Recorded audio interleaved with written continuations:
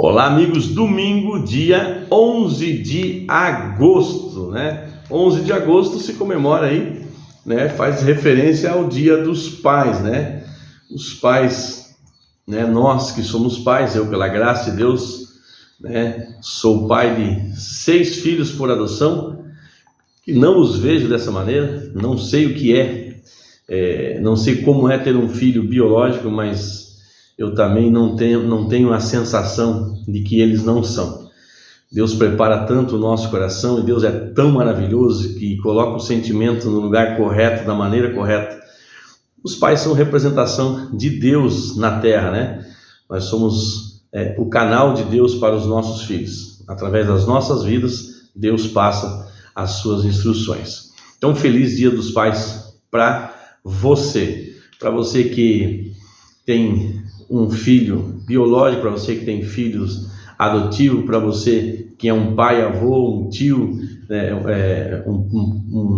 um tio pai, um pai tio, né? Enfim, existe N maneiras de sermos pais, né? Inclusive sermos pais espirituais também, né, amados? Estamos aí há 1049 dias consecutivos transmitindo a você a leitura do guia do estudo da Palavra de Deus. E se você ainda não é inscrito no canal, inscreva-se no canal, nos ajude aí a fazer esse canal crescer, nos ajude aí, né, transmitindo isso aos seus amigos, aos seus grupos de WhatsApp, redes sociais, para que outros corações, outras famílias sejam alcançadas pelo poder da Palavra de Deus. O título que nós estamos estudando nesse terceiro trimestre do ano é sobre o Evangelho de Marcos. E o título de hoje, Vendo Claramente. Leia Marcos capítulo 8, versos 22 ao verso 30. Por que foi necessário que Jesus tocasse 2 vezes no cego para curá-lo? E que lições podemos tirar desse relato? Amados, eu respondi assim, Jesus, com esse feito, nos ensina que nele também existem processos, que quanto mais nós permitimos ser tocados, tanto mais temos nossos olhos espirituais abertos. Os evangelhos relatam as histórias de vários cegos curados por Jesus. Além das passagens de Marcos capítulo 8, que estamos estudando, Bartimeu foi curado. Marcos capítulo 10, versos 46 ao verso 52. Mateus refere-se a 2 homens cegos, Mateus capítulo 20, versos 29 ao 34. E em João capítulo 9 conta a história de Jesus curando um cego de nascença que levou no tanque de Siloé. Aliás, Jesus que se lavou no tanque de Siloé, né? Contudo, a história de Marcos 8 é peculiar. Ela é mencionada apenas em Marcos 8 e é o único milagre de que Jesus requereu 2 ações para trazer saúde perfeita. Há o detalhe comovente de que Jesus tomou o homem, por isso que eu falei, o levou, né? Conduziu pela mão fora da aldeia. Conseguimos sentir sua compaixão pela deficiência, conseguimos sentir, né, a sua compaixão, ou seja, a compaixão de Jesus pelo cego, né, pela deficiência do homem. Mas por que foi necessário tocar o homem 2 vezes? Nós já demos a nossa ideia lá em cima, né? Por que foi necessário tocar o homem 2 vezes? Esse foi o único milagre que envolveu 2 ações, mas isso não aconteceu, falta de poder, né, de Jesus. É mais provável que ele tenha contado uma parábola em forma de ações, ilustrando que às vezes leva tempo para desenvolver a percepção espiritual. Veja que o autor, né, recebeu aí a mesma direção a respeito de por que Jesus teve que tocá-lo 2 vezes, né? Isso estava acontecendo com os discípulos, eles estavam sendo preparados, né? Essa sessão de Marcos começa e termina com a cura de um cego. Jesus estava ensinando os discípulos, especialmente sobre sua morte, que ocorreria em breve. Eles tiveram dificuldade em entender essa predição, embora Jesus tivesse falado sobre isso várias vezes, né? Sabe aquele que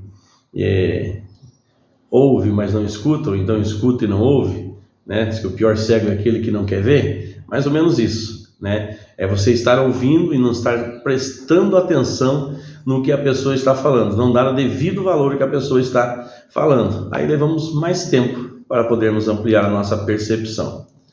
A restauração da visão é uma metáfora do crescimento do discipulado. Professores gostam de fazer perguntas, então são a chave para desbloquear a compreensão dos alunos. Em Marcos, capítulo 8, chegamos ao ponto decisivo do livro. 3 características confirmam isso.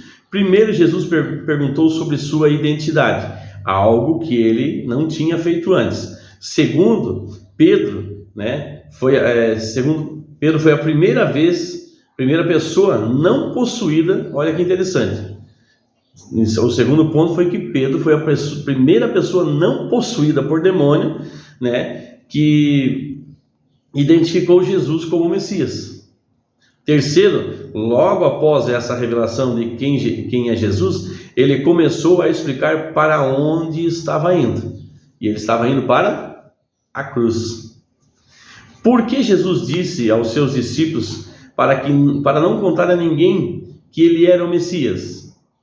Isso parece contrário à sua vontade de estabelecer o reino de Deus, não é? Contudo, nos dias de Jesus, a ideia de Messias muitas vezes tinha as conotações políticas.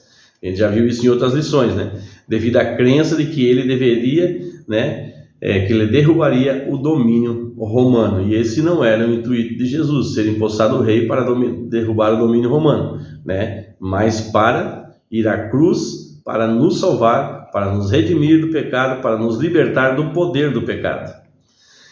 Jesus não veio para ser esse tipo de Messias, por isso pediu silêncio sobre sua identidade.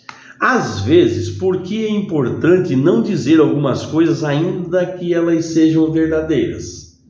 Vamos ver o que eu respondi? Porque tudo tem um modo e um tempo determinado, e sendo verdadeiras, podemos ficar tranquilos, porque quando carregamos a verdade, temos Jesus como nosso advogado. Isso nos dá tanta tranquilidade, amados. Nós podemos ser apontados, podem contar todo tipo de mentira a seu respeito, mas se você carrega a verdade de Jesus, e se essa é a verdade que você carrega realmente, você não tem que se preocupar.